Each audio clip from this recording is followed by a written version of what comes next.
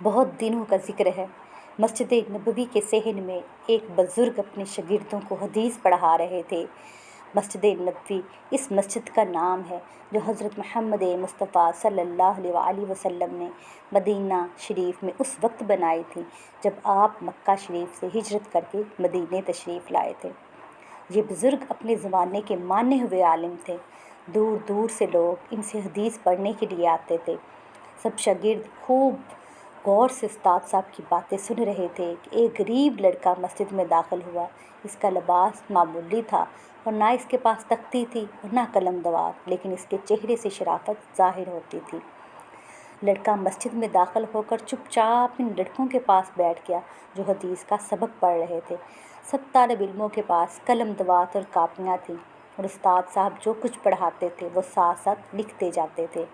آنے والا غریب لڑکا کچھ دیر خاموشی سے استاد صاحب کی باتیں سنتا رہا اور پھر مسجد کے فرش سے ایک تنکا اٹھا کر اسے اپنی ہتھیلی پر اس طرح لکھنے لگا جیسے وہ تختی پر لکھ رہا ہو۔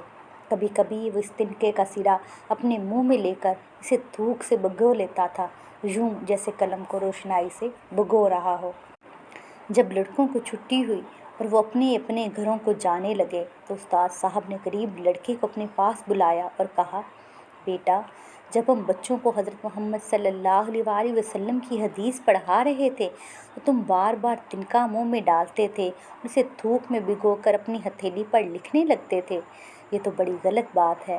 لڑکے نے ادب سے جواب دیا، جناب، خدا نہ کرے میں حدیث کی توہین کروں، بلکہ آپ جو کچھ پڑھا رہے تھے اسے لکھ رہا تھا۔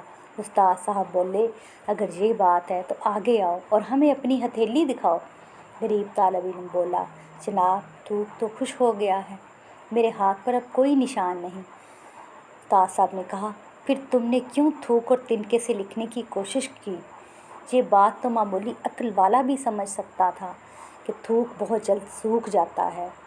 لیکن جناب، شاگرد نے کہا، میں ایسا اس لیے کر رہا تھا کہ مجھے وہ پورا سبق یاد ہو جائے جو جناب پڑھا رہے تھے، اور خدا کے فضل سے مجھے وہ ساری باتیں یاد ہو گئی ہیں۔